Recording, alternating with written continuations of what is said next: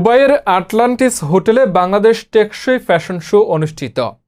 সংযুক্ত আরব আমিরাত থেকে সাগর চন্দ্র স্বপনের পাঠানো তথ্যচিত্রে বিস্তারিত। বাংলাদেশের যেসব ডিজাইনার টেকসই পোশাক নিয়ে কাজ করছেন তাদের পাশে দাঁড়ানোর উদ্দেশ্যে বাংলাদেশি সাস্টেইনেবিলিটি ফ্যাশন শোর আয়োজন করা হয় দুবাইয়ে।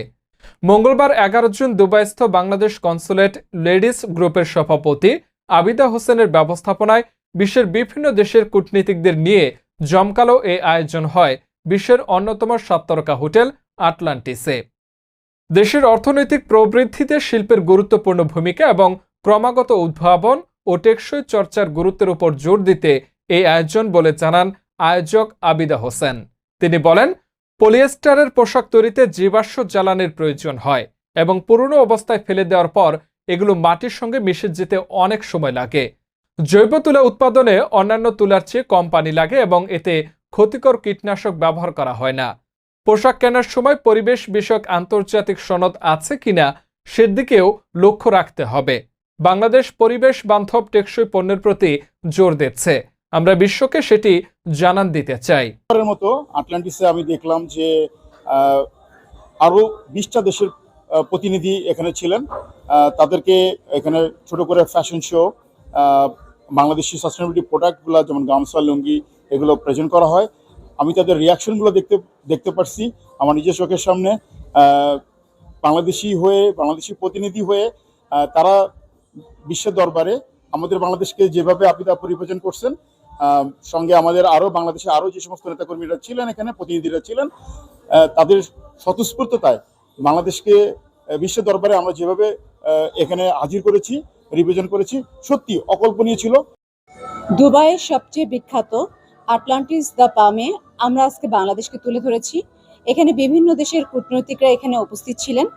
আমরা বাংলাদেশের সাস্টেনেবিলিটি প্রোডাক্ট এবং বাংলাদেশের সাস্টেনেবিলিটি প্রোডাক্ট যে বিশ্ববিখ্যাত, এবং আমাদের সাস্টেনেবিলিটি প্রোডাক্ট যে সবচেয়ে মানের দিক থেকে জুট এবং শাড়ি এবং হ্যান্ডিক্রাফটস এবং অন্যান্য সমস্ত প্রোডাক্ট, এটা যে আমাদের বিশ্ব দরবারে তুলে ধরা যায় সেটাই আমরা আজকে তুলে ধরেছি। আমরা এখানে সাস্টেনেবিলিটি প্রোডাক্টের শো করেছি এবং সাথে আমাদের ফ্যাশন শো ছিল সাস্টেনেবিলিটি বাংলাদেশি শাড়ির product.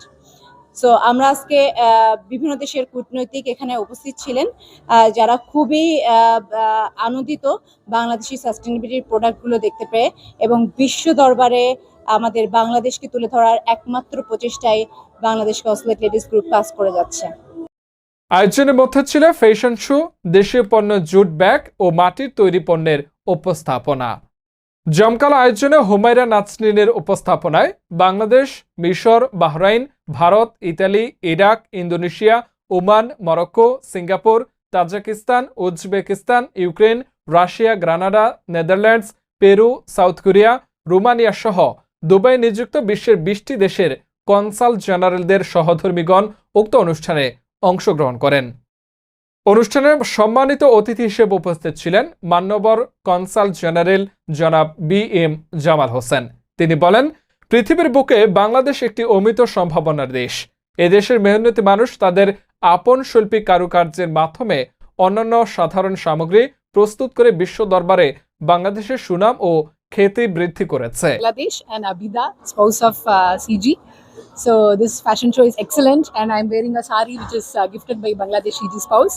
So this is a Bangladeshi cotton sari with hand paint. Thank you so much. Love Bangladeshi sari. Thank you. So we are so glad to today's event, and thank you very much for Abida, the spouse of Bangladesh.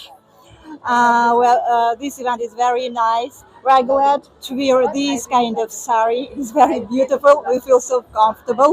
This is the first time, but it's so nice. Thank you very much.